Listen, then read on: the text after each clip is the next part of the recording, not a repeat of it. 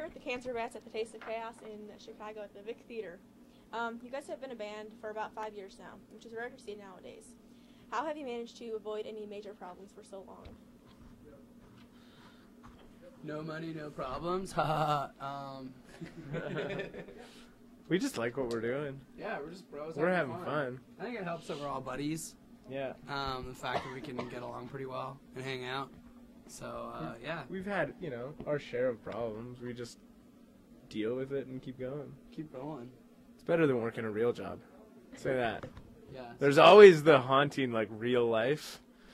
It's always at our back door, so we're just, running. Working fake jobs for as long as we can. Yeah. Okay, you guys have lost and replaced several members in your band throughout the years. How do you go about finding the right person to fit into your band? Bros. Trial and error. Yeah, trial and error, bros. We haven't had too many dudes, I guess, change up. 2 bass players and a drummer. Yeah, we had a drummer for 6 months, and then Mikey asked if he could play drums, and so we swapped him out. Because I was like, Mike Peters? Are you looking at this guy? Amazing. I had to grow the beer, though. I didn't even know he could play drums. I just liked him as a dude. Couldn't. So couldn't play drums. We got over that, and then so we had Mike Peters, and then J-Bone Malone, our bass player, he finally quit his band, or his band disintegrated, and then we were like, we should get Jay in the band, and then we did. Good deal.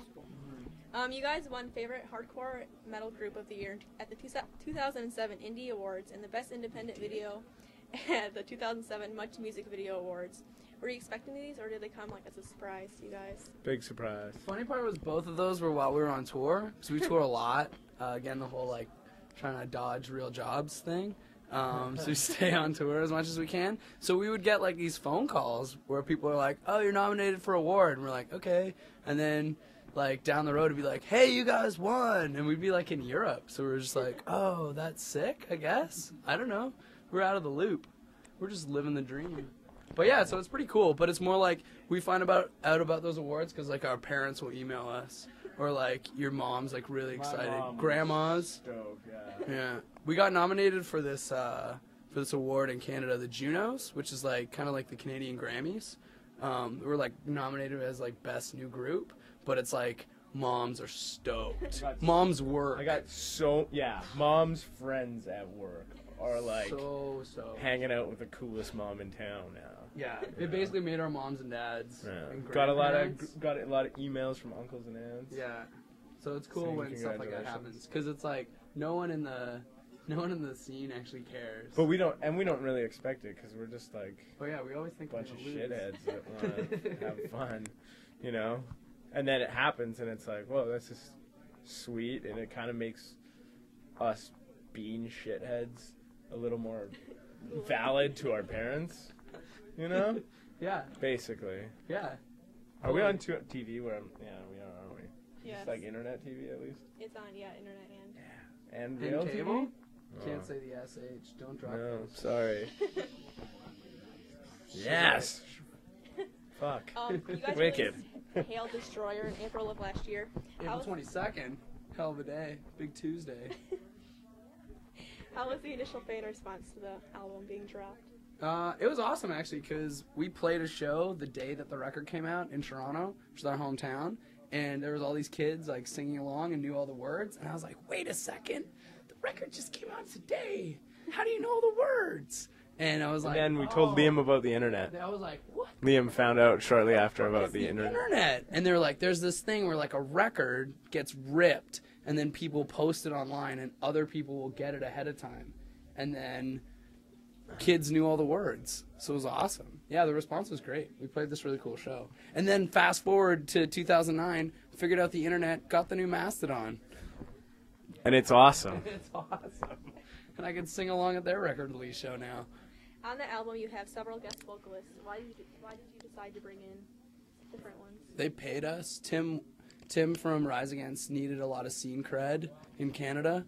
And so he was just like, yo, if I gave us $1 million. If I give you guys $1 million, will you let me sing on your whiskey metal record? No, those guys are all just our really good homies. And we had done tours with all those bands like Alexis on Fire, Billy Talent, and Rise Against. And while we were out, we would just be like, oh, bro, you should sing on our record. And then we would like laugh, ha ha ha. And then we actually called them on it later.